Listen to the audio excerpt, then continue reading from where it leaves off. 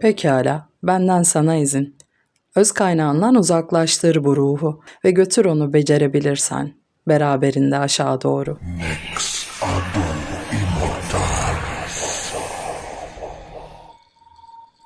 Bu şartlar benim için uygun. Zaten uzun sürmez bu iş. Bahis konusunda kaygılanmam gereksiz.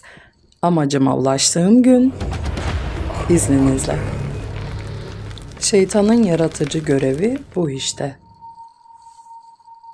Faust, Wolfgang Goethe. Merhaba arkadaşlar. Bu hafta Supernatural serisi için Faust hikayesini paylaşacağım sizinle. Hikaye Tanrı ve şeytanın konuşmasıyla açılır arkadaşlar. Tanrı yeryüzünde yaşayan Faust'u yoldan çıkarmaya çalışması konusunda Mephistopheles'e izin verir, yani şeytana. Çünkü Tanrı Faust'un doğru yoldan sapmayacağından emindir. Şeytan yine de anlaşmayı yapar.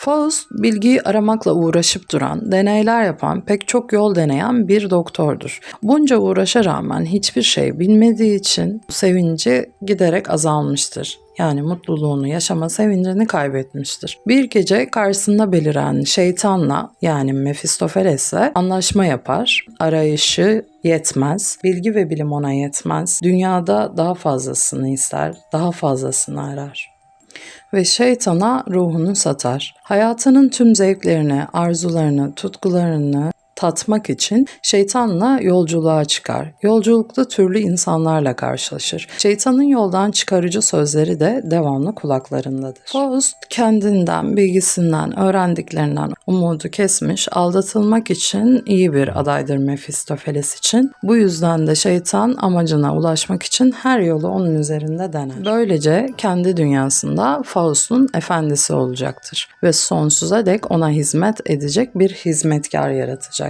Mephistopheles Faust'a binbir türlü oyunlar kurar. Bir yerden bir yere sürükler, oradan oraya savurur, dünyanın birçok yerlerine götürür onu.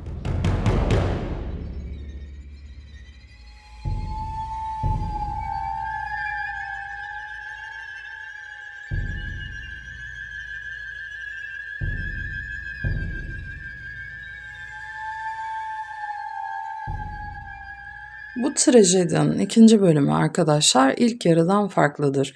Mitolojik tanrılar, Homeros'un Odiseyası, Truva Savaşı. İkinci yarı okuması daha zor ve daha kapsamlı bir kısım. Mitolojik karakterler, tanrılar, hayata dair farklı kavramlar yer alır ikinci bölümde ve şeytan Mephistopheles'le yolculuğu devam eden Faust, dünyevi hiçbir şeye dayanamaz hale gelir. Hep daha fazlasını ister.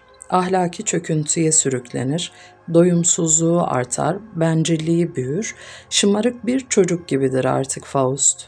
Ölümünde şeytan mı kazanmıştır yoksa melekler mi yol göstermiştir? Kazandıklarının karşısında kaybettiği birçok şey olur Faust'un ve dünyadan göçme vakti geldiğinde ne yapıp ettiğini anlar. Ruhu şeytan Mephistopheles'le kol kola girip gidecek midir? Yoksa Tanrı'nın izlediği bu oyunun karakteri cennete doğru mu yürüyecektir? Hikayenin sonunu size bırakıyorum arkadaşlar. İsteyen hikayeyi merak eden araştırıp okuyabilir. Goethe'nin ünlü eseri Faust 60 yıllık bir çalışmanın ürünüdür. Yazarın tüm eserlerinin birleşimi olarak görülür. Bu yüzden yumruk metaforuna benzetilir. Yazar arkadaşlar Faust karakterini şeytan Mephistopheles'e yenilmeyen bir insan olarak incelemiştir. Bu eserinde evrensel bir insan trajedyası ortaya koymuştur. Faust içeriğinin çok zengin olması nedeniyle pek çok farklı yorum, yüzlerce kez yeniden incelenmiş, dünyanın birçok ülkelerinde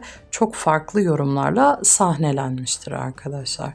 Tiyatro olarak da, bir edebiyat kitabı olarak da ve film olarak da bizlerle paylaşılmış.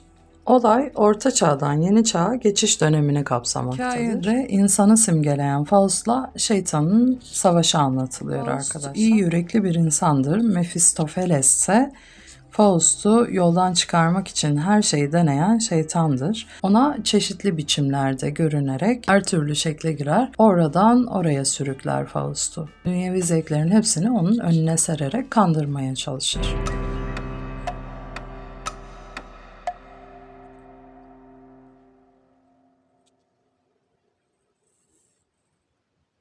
Yüzyıllardır insanın ruhunu daha iyi, mutlu olabilmek için, her şeyi bilmek için şeytana satması çok da yabancı bir durum değildir. İnsanoğlunun aşina olduğu bir durum arkadaşlar. Bu gibi hikayeler yüzyıllar boyunca yaşanmış, var olmuş hikayeler. Ve büsbütün unutulmuş, tek başına yaşamamak için teslim ettim kendimi şeytana. Faust.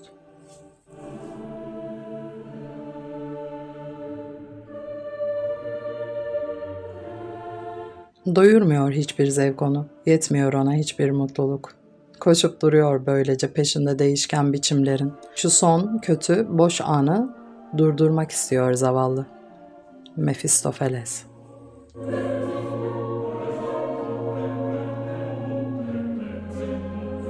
Tanrı Mefistofeles'e şöyle söyler.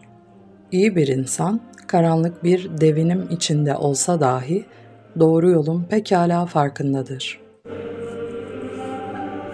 Şudur son sözü bilgeliğin, hak eder özgürlüğü ve yaşamı ancak her gün onları yeniden kazanmaya çalışan kişi.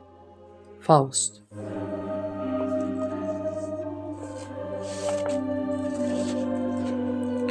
Burada arkadaşlar Supernatural için Mephistopheles ve Faust'un farklı yansımalarını, görüntülerini oluşturmuştum.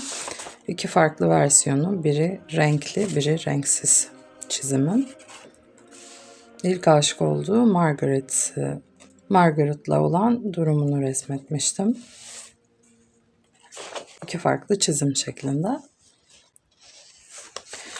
Arkadaşlar sanırım şeytanla insanın mücadelesini anlatan hikayeler dikkat çekici konumunu korumaya devam ediyor. Aslında birçok hikayede anlatılıyor bu mücadele ve insanla şeytan mücadelesi kendi içindeki durumu da yansıtıyor. Şöyle koyalım. Aslında arkadaşlar insan şeytan mücadelesi kendi içindeki iyilik ve kötülüğün mücadelesidir de bence. Elbette ki bir sanatçı ve felsefeci olarak iyiliğin tarafındayım her zaman. Belki klişe gelebilir, belki eski kafalı bulunabilir, belki eskinin sözü olarak bulunur ama bu iyilik ve kötülük savaşında doğru tarafta, iyilik tarafında yani durmak kararlılığımızın bir göstergesidir her zaman. İnsan birçok şeyle sınanır ya da sınav olur ama iyi tarafta durma kararlılığını ve cesaretini göstermesi gerekir diye düşünüyorum. Tabii ki hayatında da sevdiği insanları koruması gerektiğini de bilmelidir. Bu da onun olaylar karşısında alacağı doğru tavırlar, akılcıl kararlar verme gücüne de dayanır. Ama şeytanla mücadelesi, içsel mücadelesi de tabii ki devam eder insanın. Mephistopheles karakteri arkadaşlar Supernatural serimde bence kaçınılmaz bir karakterdi. Faust'la olan bağlantısı, hikayesi de etkileyiciydi. Bende de bu karakterin çizimime yansıması bu şekilde oldu arkadaşlar. Umarım beğenirsiniz. Yorumlarda buluşalım. Bundan sonra da arkadaşlar farklı karakterlerle Supernatural serisinde buluşmak üzere. Güzel arkadaşlarım, kendinize çok iyi bakın. Sanatla kalın. Hoşça kalın. Bye bye.